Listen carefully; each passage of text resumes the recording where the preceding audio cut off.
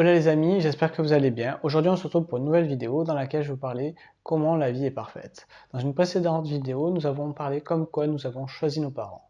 Avant de poursuivre, je vous invite à vous abonner à la chaîne, comme ça vous pourrez accéder aux anciennes vidéos et être notifié pour les nouvelles. Donc c'est parti. Le mot parfait signifie que ce qui en est sorti était le meilleur. C'est ça, le mot parfait. Maintenant, si on décompose le mot parfait, il est composé de la préposition par, qui généralement est utilisée avec un nom ou un pronom, c'est-à-dire par quelqu'un, par quelque chose, par un événement, mais aussi la conjugaison du verbe faire avec le mot fait, donc parfait. Donc c'est dans le passé.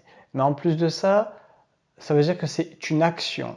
Le verbe de faire, c'est pour une action. Je fais quelque chose, je fais ceci, je fais cela. Donc, ce qu'il faut prendre en compte, c'est que vous avez été fait, vous avez été créé. Donc, vous êtes parfait parce que vous avez été fait. Vous avez certaines compétences, certains attributs, certaines particularités qui vous définissent. C'est votre unicité. Et ça, c'est très important.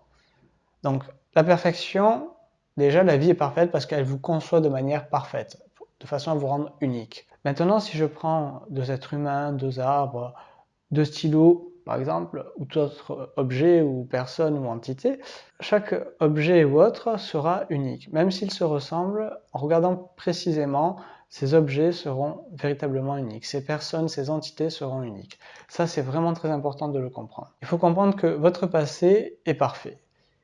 Et pourquoi il est parfait? Parce que déjà, il a été effectué et actionné par des personnes qui sont elles-mêmes parfaites. Tout est parfait. Parfait dans le sens où il en est sorti le meilleur des actions qui pouvaient en sortir. Et c'est aussi la raison pour laquelle on ne peut pas changer le passé et on ne peut pas changer les gens. Ça, c'est très important de le comprendre. Ça, c'est vraiment la base. c'est vraiment la base. Ça veut dire que toute action est parfaite parce que vous allez faire un choix, vous allez incarner ce choix que vous allez faire et ça va vous permettre de donner une ligne directrice à ce choix-là. En prenant en compte cela, le fait que c'est ce qui avait de plus parfait qui pouvait se produire, ça va déclencher une nouvelle loi qui est très importante à prendre en considération, qui est la loi de la permission. Donc la loi de permission est très importante parce qu'elle va agir sur le temps, sur la timeline en trois parties, c'est-à-dire sur le passé, vous devez permettre de laisser votre passé tel qu'il est, vous devez permettre le moment présent et permettre un futur. Et la plupart des gens ne se permettent, resteront donc dans le passé pour la plupart, vont rester soit peut-être dans le moment présent et ne vont pas permettre un futur aussi. Donc la loi de la permission, c'est vraiment permettre aussi bien les personnes, les événements, les choses qui peuvent vous déranger, ça c'est très important. Vous devez laisser tel quel. Vous ne devez pas interagir avec les choses qui pourraient potentiellement vous déranger parce que ça ne devrait pas vous déranger. C'est ça, vous devez permettre d'être ce que c'est. Vous devez respecter et vous devez accepter. Donc on va utiliser la loi de la permission et on va la comprendre en fait avec le jeu du labyrinthe que j'ai déjà évoqué dans une précédente vidéo. Le labyrinthe, pourquoi c'est important de le comprendre? Parce que c'est pas juste le fait que des choses peuvent bouger ou autre. C'est avant tout quelque chose qui est très utilisé en mathématiques et notamment en algorithmie, dans lequel où on va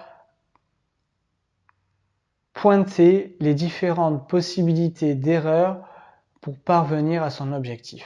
C'est très intéressant de comprendre quelque chose, c'est que vous allez devoir faire des erreurs pour progresser dans ce labyrinthe. Et vous allez devoir aussi permettre de faire des erreurs vis-à-vis de vous-même. Vous vous souvenez, tout est parfait, parce que ça va vous conduire à quelque chose. D'accord? Donc, quand on regarde le labyrinthe, en mathématiques, en algorithmie, c'est les premières choses qu'on apprend.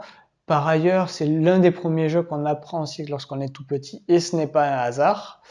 Tout simplement, pourquoi? Parce que ça va vous apprendre plusieurs choses et vous allez utiliser les bases de votre cerveau en termes de fonctionnement. C'est-à-dire, vous allez mémoriser des informations, vous allez confronter des anciennes formations avec les nouvelles informations et vous allez agir. C'est tout ça qui se passe. Donc du coup, je vais à gauche, non, c'est pas là. Je vais à droite, non, c'est pas là. Ah, ben il fallait que j'aille tout droit. Et ça, c'est extraordinaire. C'est vraiment de l'algorithmie. Et en fait, vous allez permettre donc de faire vous-même des erreurs et aussi des autres, et ça va permettre de progresser. Donc, la loi de la permission est très importante, elle est très puissante parce que ça va vous permettre d'avoir une vision différente sur les choses, permettre aux gens d'être ce qu'ils sont. Il y a des choses plus graves, moins graves, tout ça, c'est important, c'est vraiment important. Et aussi permettre d'être ce que vous êtes, votre passé, etc., etc. Donc il est sur deux plans, hein. Vraiment la loi de la permission, c'est sur le côté extérieur et intérieur à votre vie. Voilà. Ça se joue sur les deux plans. Comme en physique quantique, hein, on joue toujours avec les deux gants, c'est-à-dire il y a toujours cette synchronicité entre vous et votre autre soi, entre cet événement intérieur et cet événement extérieur. Ça, c'est très important. Le fait de permettre les choses, ça veut dire que vous les acceptez, ça veut dire que vous acceptez que les choses, qu'elles sont telles qu'elles sont, et que pour certains événements, sur certaines actions ou autres, vous n'avez aucun pouvoir. Ça, c'est un fait. Mais que aussi, vous allez permettre à ces événements, ces choses, ces personnes, ces entités, ces individus, tout ça, d'être au même niveau que vous. Donc, vous n'autorisez pas, vous êtes au même niveau. Parce qu'autoriser, il y a vraiment un lien de hiérarchie. Je t'autorise à faire ceci ou cela. On n'est pas du tout dans ça. On est vraiment dans le fait de permettre, de laisser l'intégrité à la personne d'exister, à l'événement d'exister. Et c'est ça qui est important. Donc ça veut dire quoi? Ça veut dire que vous allez laisser l'intégrité de la personne exister, s'exprimer vis-à-vis d'elle-même, mais aussi par rapport aux autres, sans jugement. Ça vous plaît, vous y adhérez, ça vous plaît pas, vous regardez pas. Dans les faits, comment ça se passe?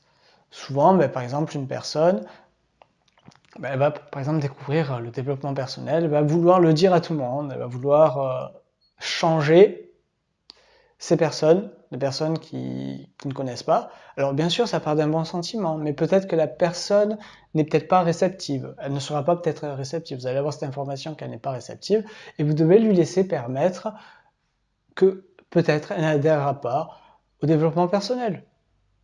Et c'est ok, quoi. Il n'y a pas de souci. Elle est peut-être pas faite pour ça. Elle est peut-être venue sur Terre sur autre chose. Voilà. Donc vous devez permettre la différence. Vous devez permettre et accepter les différences, les événements qui sont survenus, qui surviennent et qui vont survenir. C'est comme dans un autre exemple, la personne elle est à un niveau, au niveau de sa vie. Si on devait la symboliser à travers un jeu, ça veut dire qu'elle est au niveau 1, 2, 3, peu importe. Elle refuse en fait d'évoluer. Elle refuse d'évoluer parce qu'elle ne se permet pas elle-même d'évoluer. Elle ne permet pas aussi elle-même à la vie d'apporter et de prendre ce qu'on lui propose. Et ça, c'est important. Ça veut dire que vous passez à un niveau supérieur, tout ça, vous refusez en fait. Vous dites non, j'en veux pas. Non, j'en veux pas. Vous permettez pas à vous-même d'évoluer, vous permettez pas à la vie de vous proposer des choses qui vont vous permettre d'évoluer, quels que soient les plans. La loi de la permission est très importante. Elle est expliquée dans le livre de la loi d'attraction de Jerry Asterix. Napoléon Hill en parle également de manière un petit peu indirecte. Et ce qui est important de comprendre aussi, c'est que dans le livre de Napoléon Hill, notamment Réfléchissez, devenez riche et plus malin que le diable, il parle de la peur de la critique. Et lorsqu'on applique ça, c'est très important, on est vraiment là-dedans, dans l'intégrité de la personne, de l'individu, tout ça.